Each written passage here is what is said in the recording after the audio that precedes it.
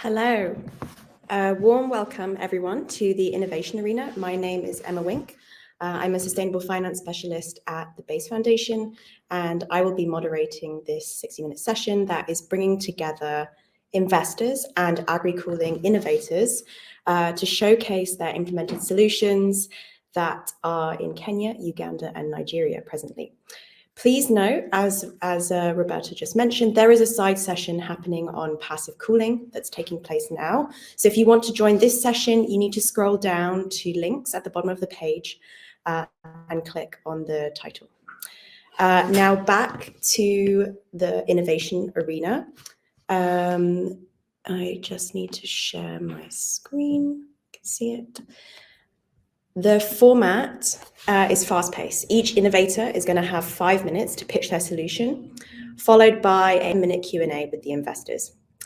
We are not taking questions directly from the audience within the Q&As, but if you do have questions, please type them, and our team will try and answer them or get back to you. Now, to meet the speakers. As you're going to be hearing from the innovators shortly, I'd like to ask that our investors introduce themselves, if they could be brought to the stage. We are very fortunate to have with us today representatives from Yunus Social Business, which invests patient capital in social enterprises tackling poverty and climate issues across emerging markets. And Yunus has supported 1.3 million people to increase their incomes.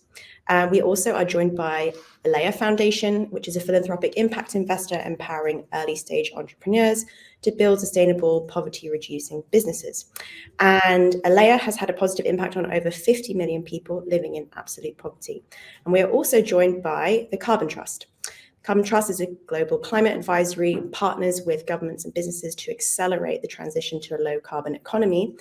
And with their support, more than 500 million pounds, which is around 665 million US dollars, has been raised in follow-on private investment for innovators. So some heavy hitters. Dennis, could I hand over to you to introduce yourself?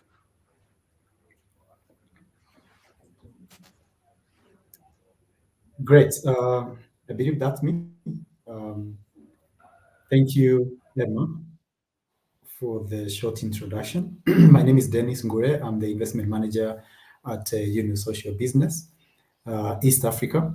Yunus Social Business is founded by Professor Muhammad Yunus. We have offices in India, Brazil, and Kenya. Kenya oversees investments in East Africa, which is Kenya, Uganda, and Rwanda. As Emma has introduced us, basically we are an impact investor. We harness the power of social businesses to end poverty and climate crisis.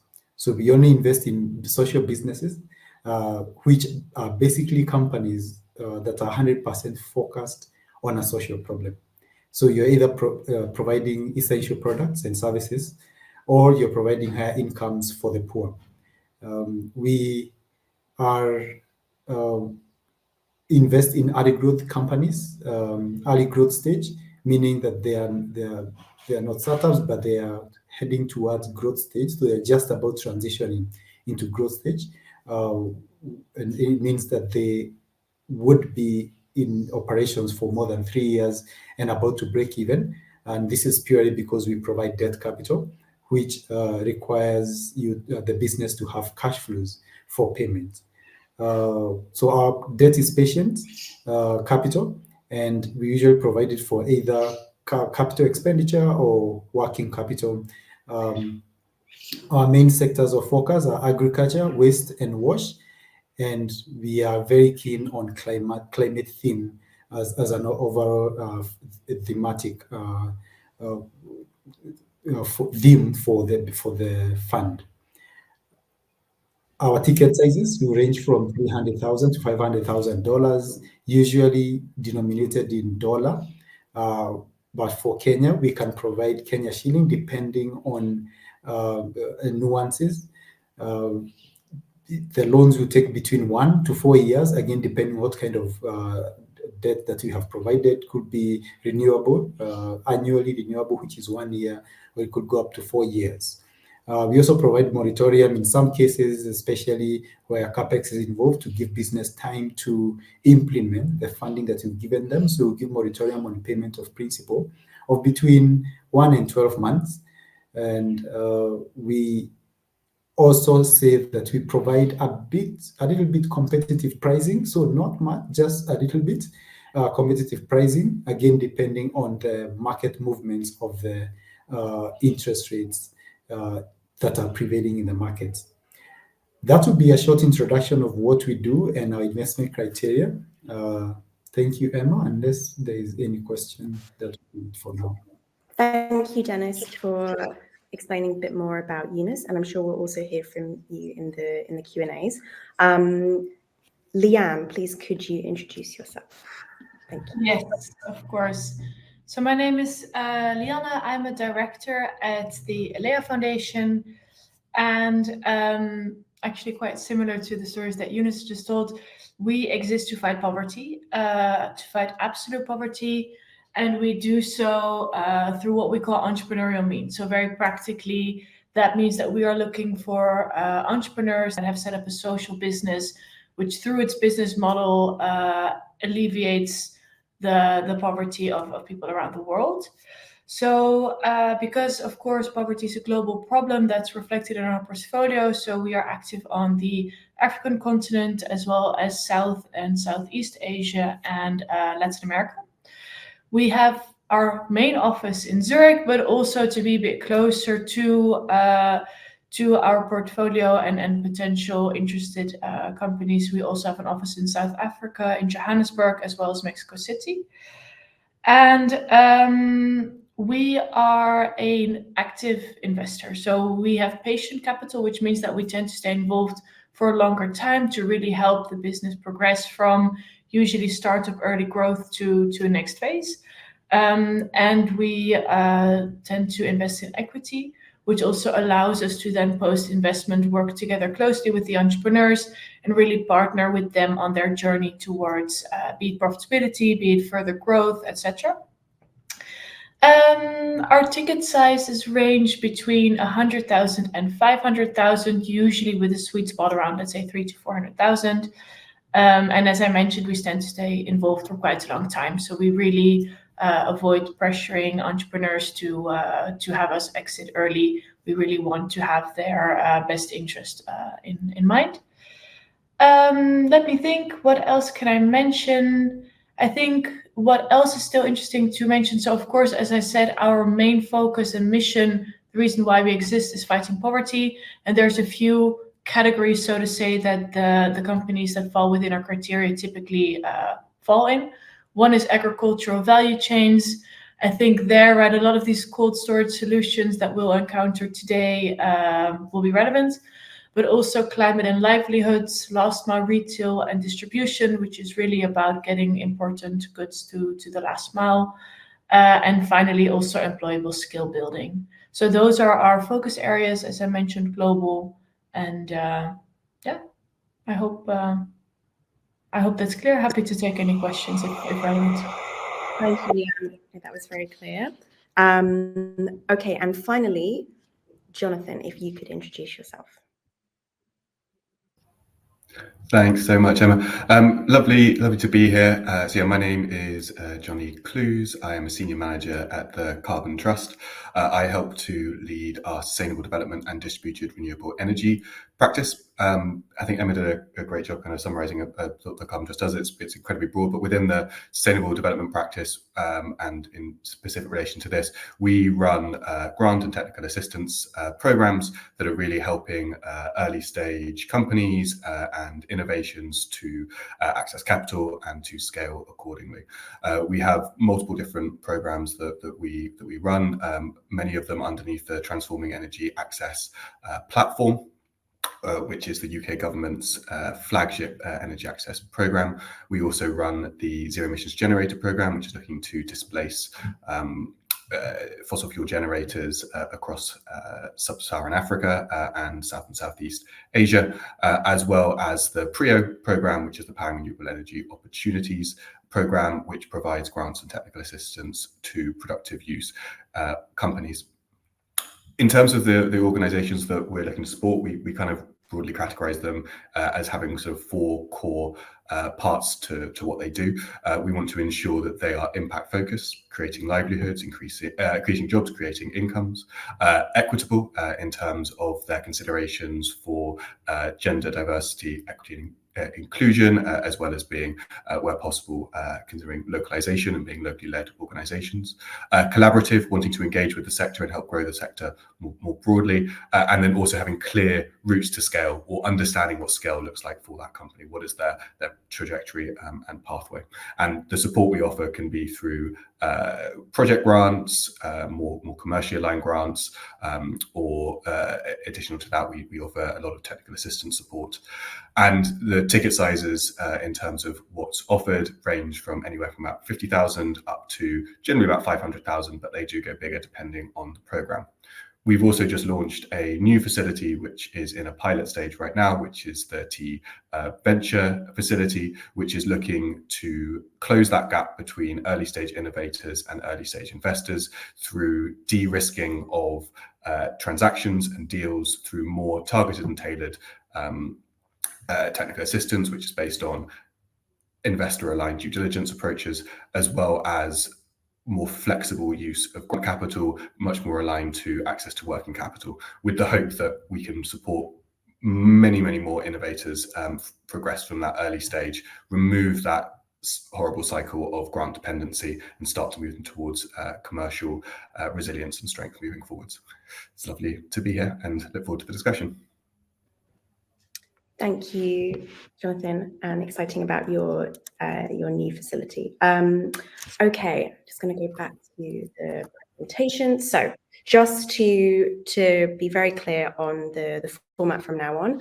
So we're going to hear 5-minute pitches from the organizations below. So it's going to be Samaking first, talking about integrated fish value chain and cold chain, focusing in on Kenya, followed by a 10-minute Q&A with Samaking, with the investors. So we'll bring them back onto the stage.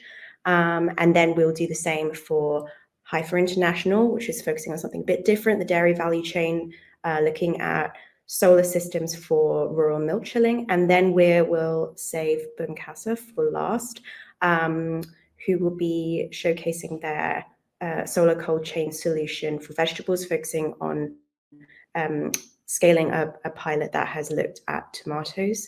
So Clinton, the floor is yours. We will start the timer as soon as your presentation is up, and I will stop sharing.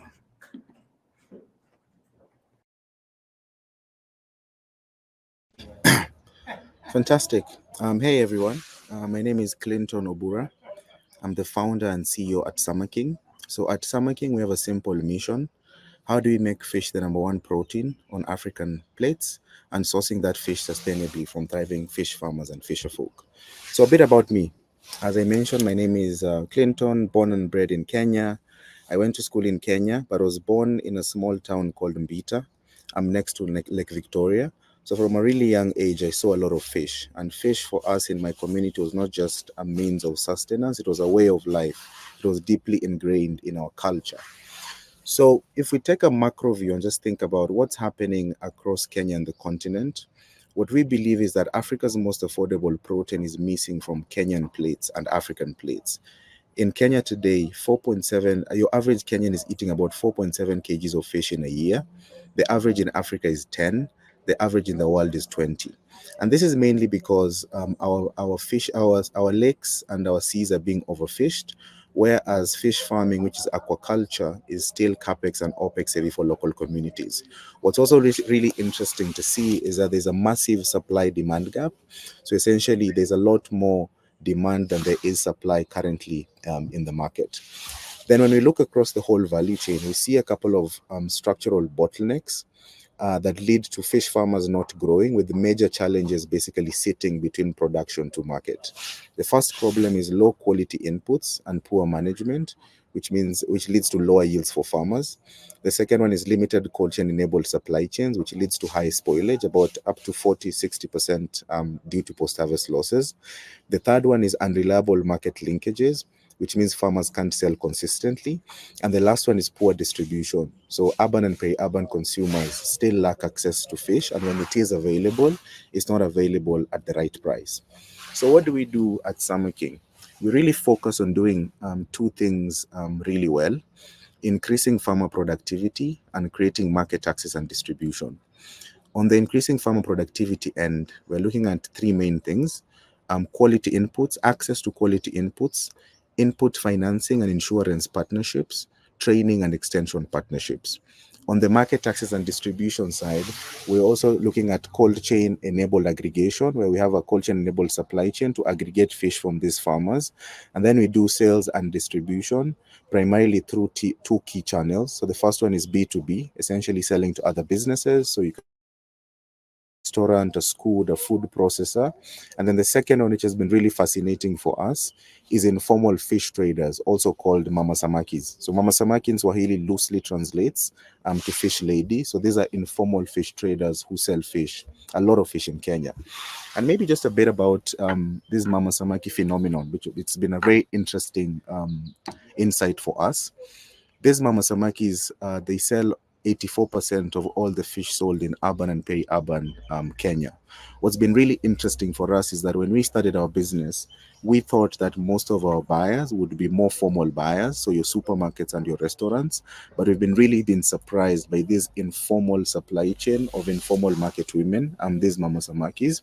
And now we're building our proposition to make sure that this mama samaki is successful, because we really believe that they are the key intermediary to driving more fish consumption. So we're building a platform around empowering her, and so that she's the catalyst for unlocking inclusive and sustainable growth in the fish value chain. And so to do that, we're looking at the bundle that this lady needs to win. So cooling, cooking oil, because most fish in East Africa is fried for consumers, fuel and cook stoves, as well as credit as well. So it's been very interesting working with Mama Samaki. So if you think about the market size for a bit, the market size today in East Africa is worth a combined $2.2 billion. But what's even more fascinating is that by 2050, sorry, that's a typo, that market is going to quadruple to about $8.8 billion, mainly driven by two things: increase in population growth, as well as in increased consumption, because people have more access to fish. About our business model. So we have a couple of revenue sources at the moment, but primarily at the moment we're focusing on fish sales. So we make gross margins of between 8 to 16% of all fish that is moved through our supply chain and value chain towards the sales and distribution side. But also the future expansion on, as we build out our other pillars, is looking into inputs as well as financial services and making some margin on that side as well. We have some strong early traction with a clear path to scale. We're currently doing about $42,000 in monthly revenue, with about 600 customers acquired to date, and hoping to grow that to about 400,000 monthly revenue by end of next year. Currently raising $1 million in a combination of equity, debt, and grants. And this is the amazing team behind Summer King.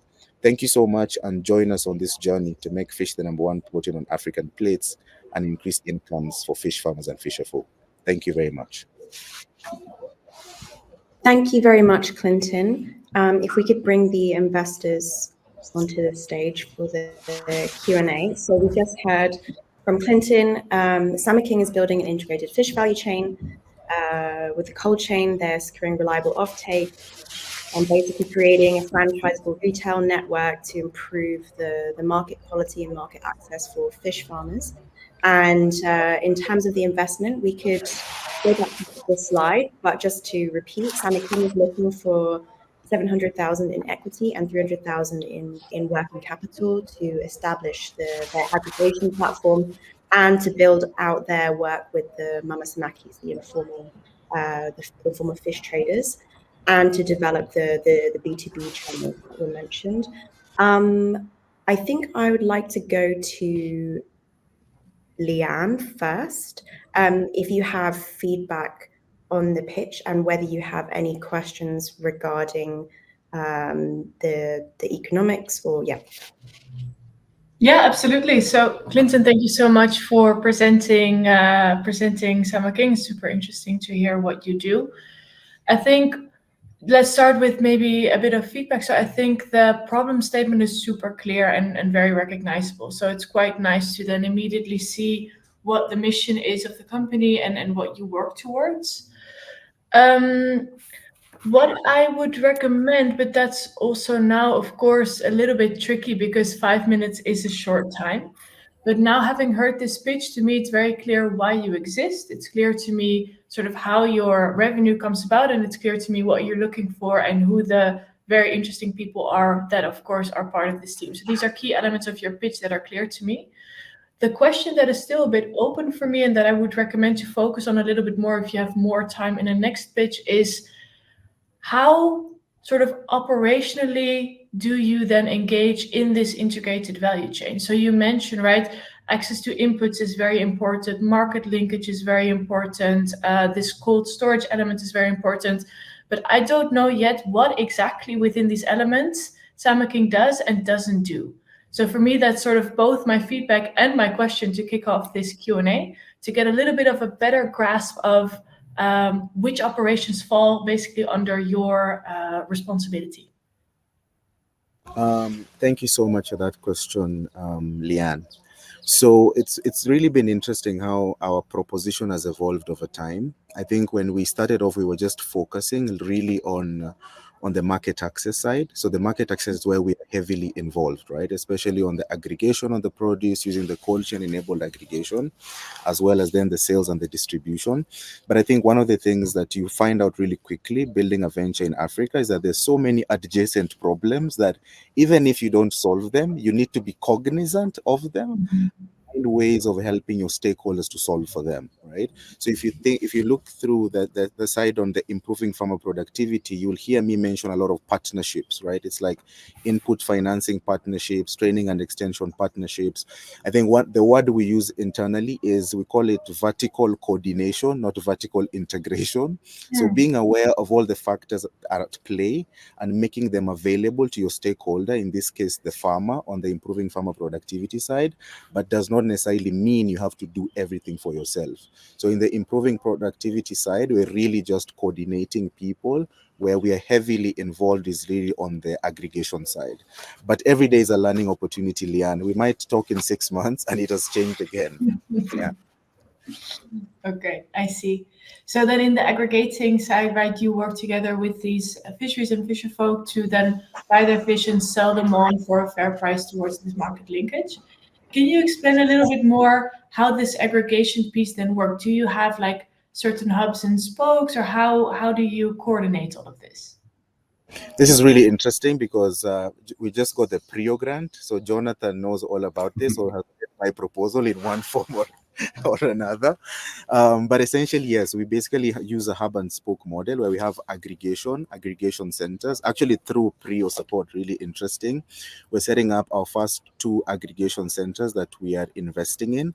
But what's really interesting about these aggregation centers is that we have some sort of level of cold chain. So we're able to aggregate fish from these farmers. And then once the volume suffice, you send a truck to bring the whole load to like the capital city. But then what's even more interesting is that on the improving farmer productivity side, the same aggregation center is going to be a farmer service center, right? So that's the same place where if they want to buy inputs, they can access those inputs from our farmers. So it's a one-stop shop for a farmer. You can sell your produce, you can also get training and extension, you can also buy inputs as well.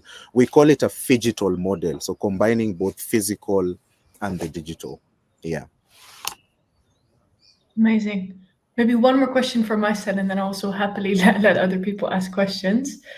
I can imagine that quality also plays a role here, right? Especially if you're then responsible for selling on to these different parties that you mentioned. How do you ensure certain quality standards? Is there differentiation that's relevant? Could you tell us a bit more about that? Wow, story of my life, Leanne. Story of my life. Right. So that actually one of the reasons why we really have to take control of the aggregation is precisely that, quality control. So from our experience, where quality control goes wrong is really at the aggregation side, right? So as an example, when you're aggregating fish, one of the first things you need to do really quickly is to chill the fish and bring the temperatures down before putting it in some sort of like cold room of some sort, right? If you get it wrong at that point, it will have massive implications like down the road. In fact, you could even outsource distribution, do not outsource aggregation, right? So these are things that we are learning on the go. So for us, it's really tight SOPs. That's really important for us and our team. Also for the farmers that we work with, a lot of training to understand the product specification that we need so that we can consistently buy from them over and over and over again. I wouldn't say we are 100% got it yet, Leanne, but constantly iterating and making the model better over and over again. Yeah. Thanks. Thank you, Leanne. We've got a few more minutes, so I was going to throw it to Dennis, given that Johnny is perhaps familiar with the project already. Dennis, would you like to ask any questions or give some feedback?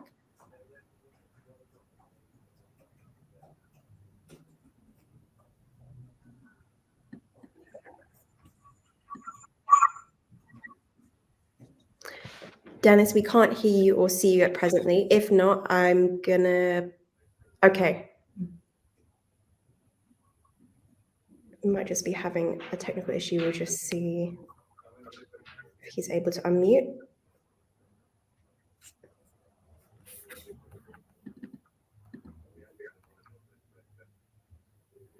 Maybe in the meantime, Jonathan, if you do have any feedback on the pitch. Yeah, sure. Very happy to. Yeah, Dinda, thanks so much for that. It's really well done, cramming a lot into 5 minutes there. So I think you did a great job across that. And you know, I think a lot of the questions that Leanne sort of asked, it's because of the time rather than sort of the commentary on the on the content itself. So you know, my follow up is sort of similar to that. You mentioned around the capital that you're looking to raise. I'd just be really interested to hear from you, like what's the breakdown of that and how you're going to be utilizing that moving forwards and the sort of the important areas that you're going to focus on. Yeah, that's a really good question, Jonathan. I think one of the things that we've had to really learn, maybe the hard way or through experience, is just being like very capital efficient. So, for example, we have a very capex light to medium model as opposed to capex heavy. So our model is actually to lease cold chain. So we have like partnerships with different cold chain providers. So a good example is Soko Fresh in Kenya, which is a big partner for us. So we've realized that instead of buying a really expensive capex item, why not just lease it from another provider and then work on sweating the asset, right? So if you think about what we're going to use that equity for, that equity is really going to drive like our growth. So OPEX and working capital for us is really, really important. Very little of it is actually going to be spent on CapEx because of the way our model is set up as well. I think on the other side as well, we're also looking at grants because we think there's lots of interesting things we could do around the Mama Samaki side, these informal fish traders, to test new models of working with them. And most commercial investors just don't want their money to do that, right? So it's also like, what pots of money do you use for what is really what, yeah, the mishmash of capital, bringing together that and making it work is really what we're focusing on. Yeah. Amazing. That's really interesting. And just one more, if I have the chance as well. Just obviously, you know, it's a potentially highly impactful model. You've got your, you know, working with fishermen, you're working with Mama Samakis, and what work have you done so far actually looking at the impact that you're having on livelihoods, on job creation, on those sorts of aspects of the value chain that you're in? That's a good question. I wouldn't say we've done like a comprehensive study yet. I think all the research we've done is really more anecdotal and internal, quick qualitative, quantitative sort of like research internally. But what we see is, especially on the farmer side as well as on the Mama Samaki side, what's really interesting is like the biggest and most important thing for them is income stability. right? So for example, for a farmer, if he is not able to sell his offtakes, and offtake is not able to buy his fish, his thing is not getting a better price for his fish. His thing is, can I consistently get my fish sold without a big hassle? Similar to the Mama Samaki, she's like, can I buy fish every day and get it sold? Because if I don't buy fish in the morning, I don't have wages for the day. So it's been really interesting for us to see is, while it is quite natural to assume most people want to earn more, what seems to be more important for the stakeholders we work with is income stability. And then secondary after that is, after it's stable, how do I increase it? So that has been a very interesting insight. Yeah. Wonderful. Thank you, Clinton. Thank you. Thank you very much. We are running short on time. Dennis, would you have a quick question to ask? Otherwise, we're going to move on to our second presentation. Yes, Emma. Clinton, very good business presentation. You have brought out most of the things that you would be looking out for. I think one piece that was missing was a clear analysis of who are you up against. So who are really your competitors, and how do they impact you? What do you need to do to meet up to this competition? Because there is competition. Privileged to be a Kenyan and consuming fish in Kenya. And I know there's a lot of fish from China, and which I think is probably, but you're better knowledgeable, could be one of your competitors. So I was looking to see how you are working with competition around you to capture the markets. That's a really good question, Dennis. So I can just quickly respond to that. So yes, we see a couple of different angles of competition. So the first one is what you just said, like importation. So back in 2019, I think there was a very sensational headline that said China was the biggest importer of fish into Kenya, right? All the fish that was being imported was coming from China. But late last year, the government of Kenya introduced an excise duty to control imports from outside of the EAC. So most of the imports coming into the country, actually more come from Uganda, right? And we also source fish from Uganda. So Uganda for us is not an issue because, like I said, the big issue in Kenya at the moment is there's more demand than supply. Even as we import fish from Uganda into Kenya, we're still not able to meet the the demand that is within the country. So China has been really blocked by the excise duties that have been introduced by the Kenyan government. The second type of competitor that people raise is also the big vertically integrated farms. For example, there's one in Kenya called Victory Farms, which is a massive vertically integrated farm doing everything for themselves, from production all the way to distribution. And for them, what's been really interesting is that they're very keen on partnerships, right? I think most of them, when we talk to them, they tell us they're vertically integrated out of need, not strategy.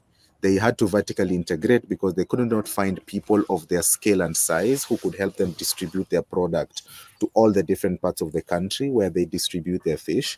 So it's been really interesting seeing they perceive us more as partners in the future as opposed to direct competitors. But generally speaking, I think in the fish aquaculture space, it's such early days, right? Very, very, very, very early days. And most of the people we should be perceiving as competitors, we are in WhatsApp groups and we are collaborating and we're doing stuff together. Yeah. Okay. Excellent to hear about the collaborative spirit between the competitors. And I think we are going to move to the next pitch. So if I could invite Edna from Haifa International to the stage. Edna, could you please share your presentation? Sharing it.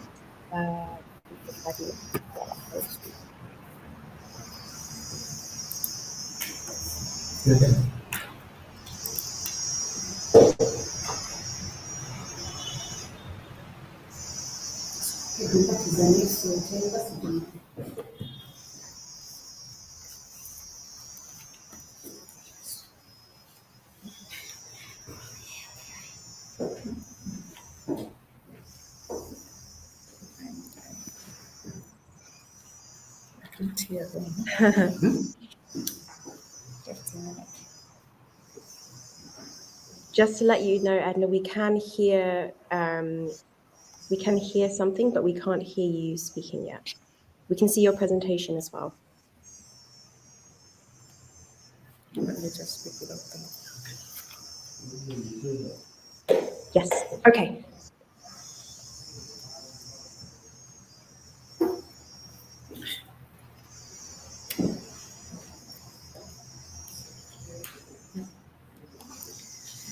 My name is Edna. I'll start with giving a little bit of context.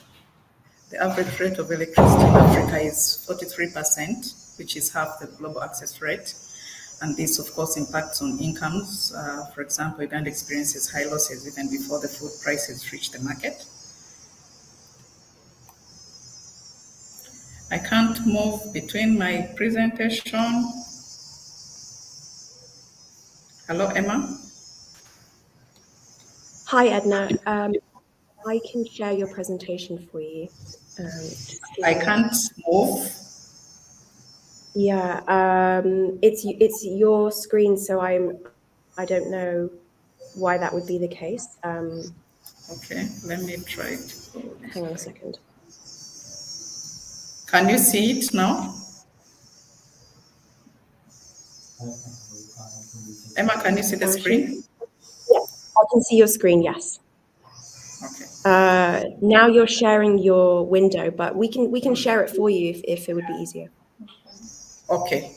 Can you see it now? Yes, you're just not in presentation mode. Okay, let me move there, then I start, sorry. When I go here, I thought it's moving. Okay, I just wanted to start with a little bit of context that the average access rate of electricity in Africa is 43%, and that is half the global access rate, and that impacts on incomes. An example of Uganda experiences high losses even before the food reaches the market.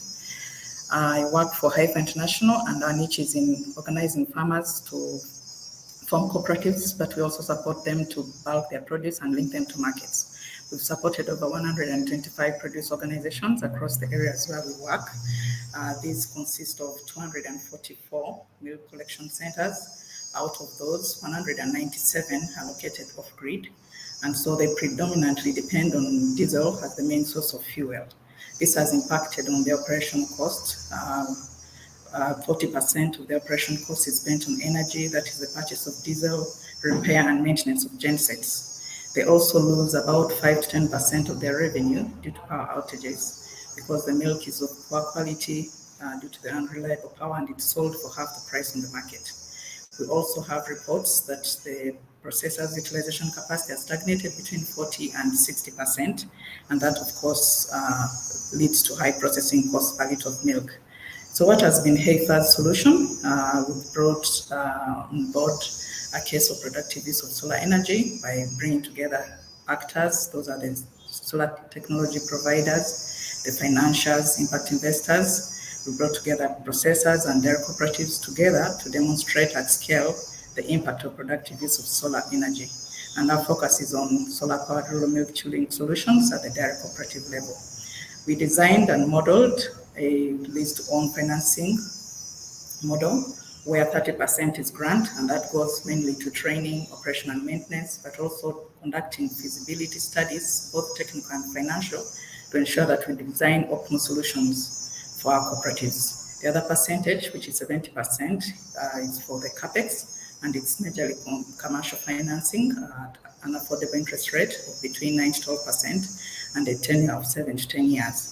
And why is the interest rate affordable and the tenure convenient for our cooperatives? Is because we have to ensure that they save money to replace some of the components. Depending on the battery technology employed, batteries and inverters need to be replaced after 10 years. This is unique for us because no collateral is required, since the asset itself is the collateral. And also the other unique part is that Haifa is responsible for providing technical oversight right from the feasibility studies to the procurement of the technology providers, through installation up to commissioning and acceptance of the systems. Impact stories that we've installed 4 systems that are operational. 3 of them are off-grid, they're full battery, and the 4th one is grid-tied. 3 of them are under construction and 24 are in the pipeline. Looking at our first pilot, the first milk collection center that was powered, it has registered 100% reduction in milk losses because of the reliable source of energy, that is solar. The cooperative used to report that they used to lose about 2,600 USD monthly due to generator breakdowns, but this is no longer the case with the solar. Environmentally, this one cooperative alone is contributing to the reduction of about 6 tons of carbon dioxide equivalent from the atmosphere. And within 6 months of installation of this pilot cooperative, we saw an increase in the number of milk suppliers by 22.6% as a result of the confidence that the communities had in the reliable solar that was installed for the milk collection center. We've also got reports from the cooperative that they have registered 40% reduction in their energy costs during the loan repayment period. And this stems from the fact that they used to spend 36,450 USD annually on the purchase of diesel, repair and maintenance of generators. But after installing the solar through the leased own agreement, they're only spending 19,440 USD annually. Our next steps for the next 2 years, we're looking at installing more 24 units in 15 districts in South and Central Uganda. And these will lead to 20% increase in the capacity utilization of our processors. We shall see 40% reduction in the energy cost for the 15 direct produce organizations, and also an increase of 20% in income for about 9,000 dairy farmers as a result of the higher quality of milk that will be bulked. In terms of environmental conservation, we shall contribute to 95% reduction in the carbon footprint for the 15 produce organizations. Our funding requirement is 1,094,400 USD because we already have confirmed commercial financing of 1,276,800 USD. Thank you so much for listening to me. Thank you so much, everyone. If we could bring the investors to the stage. So Haifa's solution in Uganda, if I understood correctly, is offering a lease purchase model to enable dairy cooperatives to solarize their milk chilling process. And this replaces diesel, it lowers losses, and you're basically offering flexible terms or long terms to enable them to sign up. I think I would like to go to Johnny first. If you have some feedback on the pitch and some questions, that'd be great. Sure. Thank you for that. Thank you, Anna, for your presentation. I think well managed in terms of the time, and you covered a lot of ground there. So I think really impressive. What I particularly liked is some of your impact story. You related it directly back to the impact that the solutions are having for the cooperatives, for the farmers on the ground, and demonstrated that there is a scale across that, which I think was great. And then also pointing out that there is a clear issue and a challenge here that needs solving. And I think what's also beneficial from that is you're able to link that also to the CO2 savings, so it becomes both a climate play as well as a livelihoods and income play, which I think is really interesting.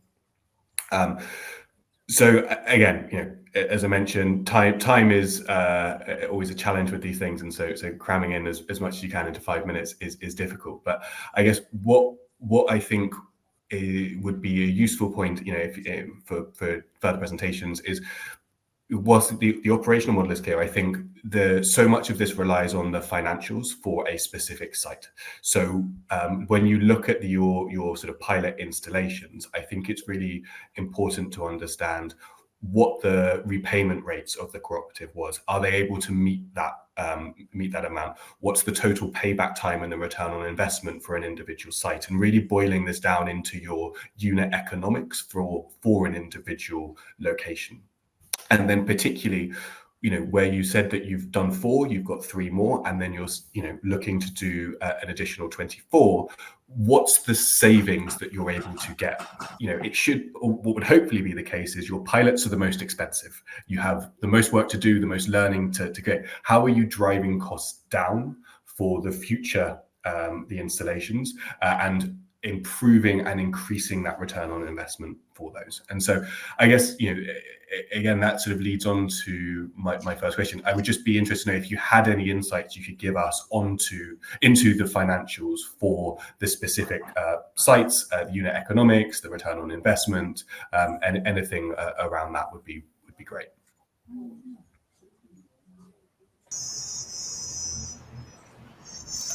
Thank you. I can give what I have of head because these are figures. Regarding the payback period, it's 3.5 years. They would be able to, if for example, the cooperative had not borrowed the money, they would be able to install the system using their savings of 3.5 years. Then, because I gave already the figures that they used to spend about 36,450 USD annually before the solar, and now they're paying almost half. So within 3.5 years, they'll be able to install their own solution. The repayment rate is good so far because they're already saving, so it's quite easy for them to save, and that's why the model is so important that we have to ensure that the interest rate is affordable and the tenure is convenient for the cooperatives. First of all, it makes it attractive for them to borrow, but also makes it easy for them to save for the components in case of replacement, but also they will be able to pay for the loan because they already have savings they can see savings right from the time when they sign the lease agreement. Thank you so much for the insights. I'll be able to have these figures in the next speech so that I have all the economics well represented. Thank you. Wonderful. No, thanks for Edna. Yeah, no, numbers off the top of your head are always definitely going to be a challenge, but no, thank you for that. And I guess just one other follow up. I think you're looking, your strength is clearly in the relationships and that you built with the cooperatives, and you know them, and so I think that puts you in a stronger place compared to a company that was just more of a technology provider, because they'd have to build those connections. You already have them, so you potentially have access to a market that others might not. And it sounds like you're partnering with the technology providers across that.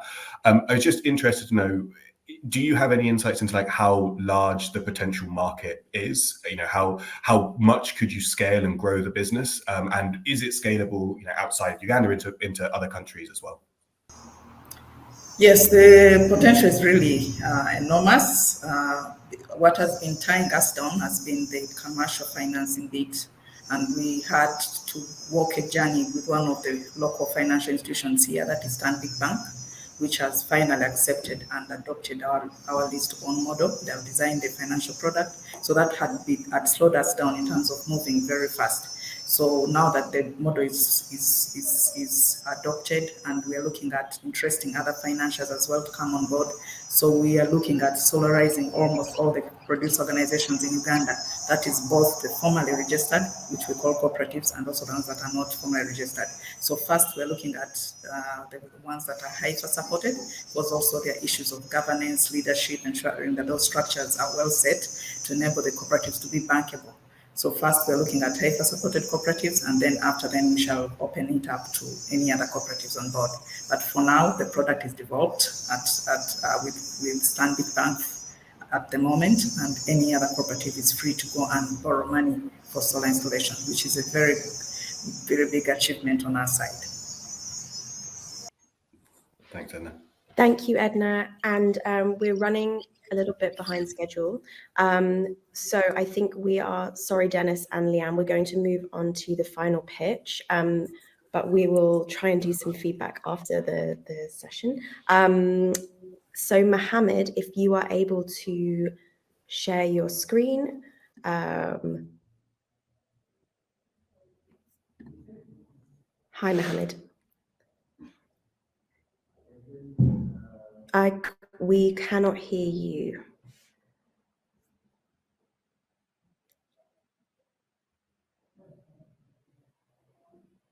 No, it's not working yet. You're muted. I can see your presentation. Sorry, I was muted, so no problem. Not like, hello. Okay. Thank you. You can start. So yeah. So can I start? Yes, please start. Sure. So my name is Mohammed, and I was born, I raised around the Malta of International Market in Lagos, which was the Africa largest vegetable market in terms of the volume.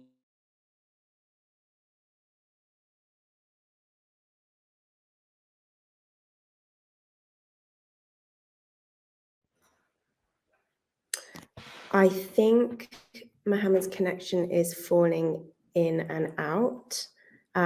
So we might have to abandon this presentation and we could perhaps go back to Leanne and Dennis to ask questions regarding Edna's pitch. Sure. I could go first. So Edna, I think you're doing a lot of good work with the milk sector in Uganda. My question is, when I listen to you and your presentation, you have stipulated most of the things that you're looking for: impact, what are customers or your clients gaining by using your product. So that is very well stipulated. What I was looking at from your presentation, which didn't come out clearly, is your revenue model. So once you have installed this, how do you earn revenue from the installation? So is it a monthly payment or is it quarterly? So I'm looking at how do they pay you? How do you charge? Is it per kilowatt, or do you install and sell the equipment to the company, the organization, the cooperative that you're installing in? Then the next question comes in, which Northern had asked about unit economics. It looks like you are spending $1 million, $100,000 per site, if I'm not wrong, because you mentioned of 2.4 million for 24 locations. So I was also looking to see what's the break-even point for each site. And so that's a bit of unit economics. And how many sites would you need to break even overall as a business? So how long would it take for one site to break even? But at how many sites would you need as a business to break even and become profitable?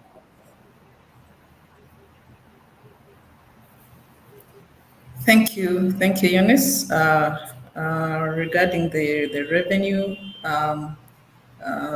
it's really hard to put out everything in 5 minutes. So under the lease to own model, the cooperative sign agreements, and what the agreements entail are the installments that they will pay, and it is majorly quarterly of an agreed period of time.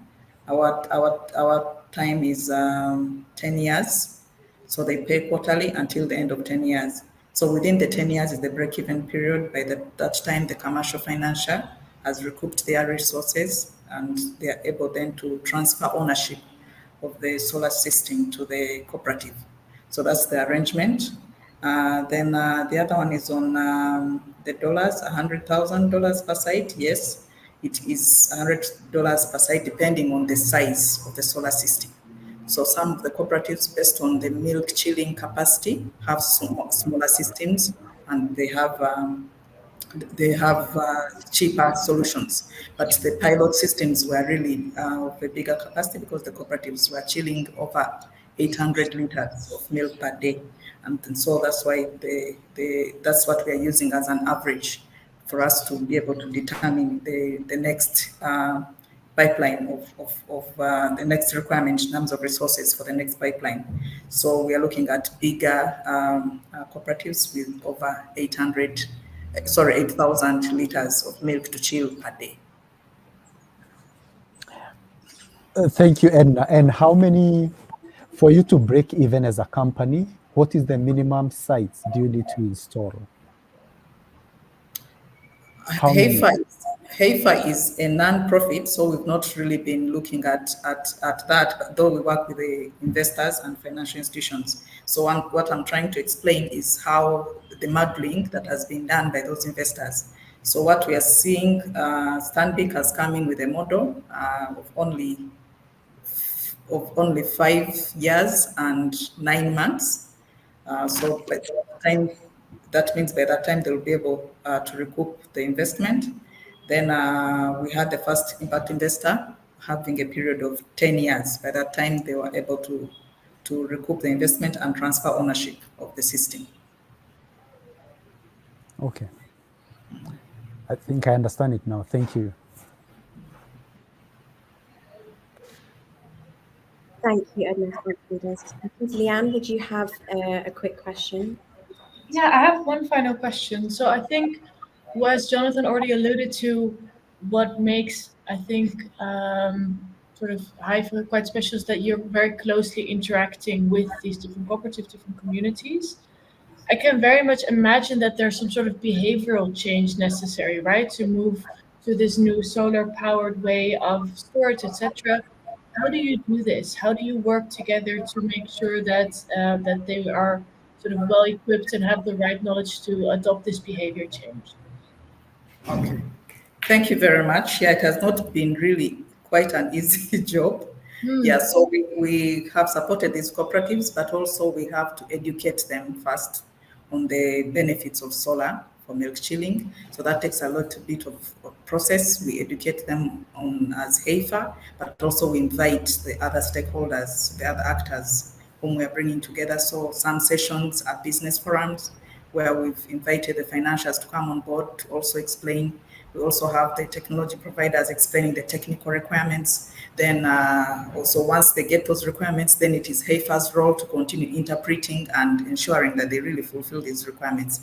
And a case in point I can give is that there's no financial who will lend money before the cooperative has submitted audited books of accounts, and now that is HEFA's role. So we support them to ensure that they have all the financial requirements. They are legally registered, they have the trading licenses, they have the cash flows, they have the management accounts, and now that's the gap that HEFA really plays. Apart from us also coming in to design the systems. So there's a lot of negotiations right from the technical feasibility study and the financial studies. Via the technical feasibility study, we ensure that the solutions is what they need, not so that they can always scale in the future, so that the business is not really affected. So when the system is designed, we again call them back and explain to them this is the size that the solar will be, and this is the amount that you're likely to pay. Then some of them are not comfortable with the amount, and then we go back to the modeling and ensure that we really fit within their income, we really fit within the income of the cooperative. So it's kind of an interactive process between the financial, the technology provider, and HEFA as we continue to support them institutionally to ensure that they can make those leadership decisions that will support them to close all the business inefficiencies in their cooperative. Right, thank you. Thank you, Leanne, and thank you, Edna. And I thought it was quite striking that you had such an increase in the number of farmers in the pilot that you showed.